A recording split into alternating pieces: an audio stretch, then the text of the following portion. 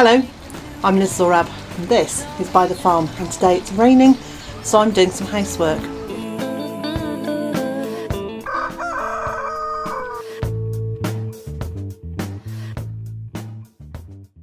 So I'm back in the greenhouse doing greenhouse work. This is my favourite kind of housework.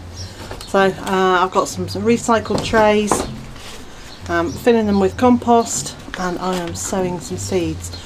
Last week I started sowing seeds in trays, but also in a seed bed in the greenhouse, and I'm really pleased to say that some of the seeds that I sowed about 10 days ago are now starting to appear.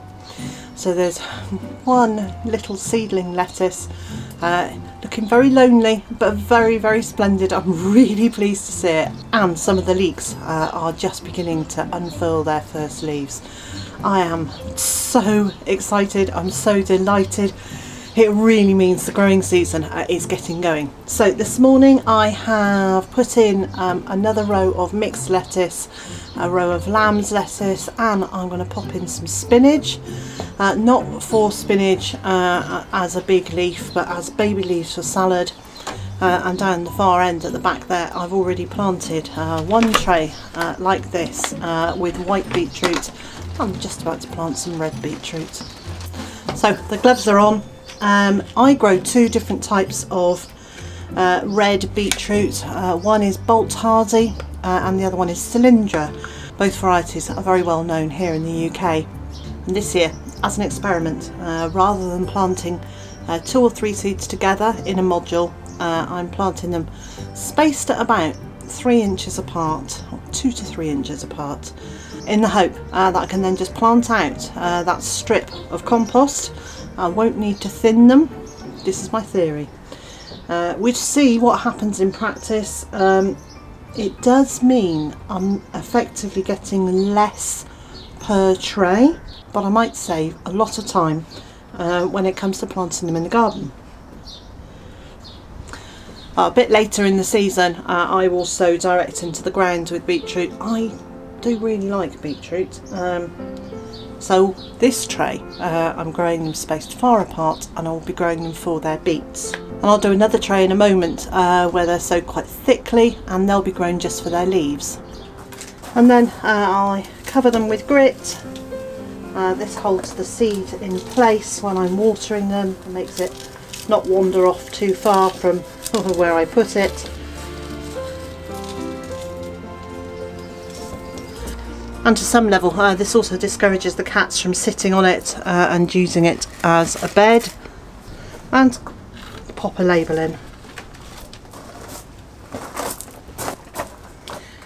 In my greenhouse workbench I have a section cut out and a deep tray put in it for potting compost to go into, so it can sit in there.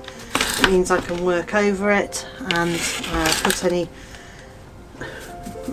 any stray compost back into it, any that I've spilt. And when it gets empty I just refill it with a bag, and it takes about a third to a half of a bag of compost to fill it up, so I'm not having to top up too often. Okay, I'm not pushing down really hard. There are different schools of thought about how you put compost into modules, and I suspect that the smaller the module, in some ways it's worth pressing it down more. But these, I'm not going to be popping an individual module out, so we'll actually cut down this with a knife and then take out a whole line, a whole row of compost, and put that straight into the soil. So for this row, this is the one that I was going to be sowing quite a lot of seed into for beet leaves.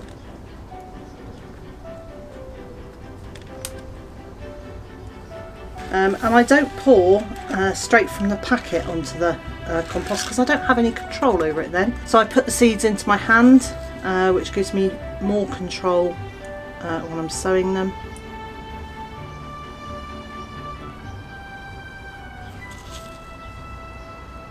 So you can see here, rather than just 3 seeds per row, there's actually a lot of seeds, and as I'm only growing them for the very small leaves, they'll come up. I'll cut the leaves, or I'll cut some of the leaves, and then they'll carry on growing. Hopefully I will get 3 or 4 cuttings of these leaves before these poor little plants become exhausted. And I'll leave links to some grit in the description box below. Right, just need to label that. I actually use poultry grit. It's a chick flint because that's what I have, but you can also use horticultural grit. So this isn't pebbles, this is much finer than that. The size of the grit is tiny. The pieces are maybe 2 to 3 millimeters, so that's up to maybe 1/8 of an inch at the most. It's very fine, but not quite as fine as sand. The last thing I have to sow in the seedling bed is some rocket. I'm really keen on getting lots of different salad leaves this year. They're quite expensive to buy, and I eat an awful lot of them. And again, because I'm sowing this for its baby leaves and not for full-size plants, I can put them in quite close together.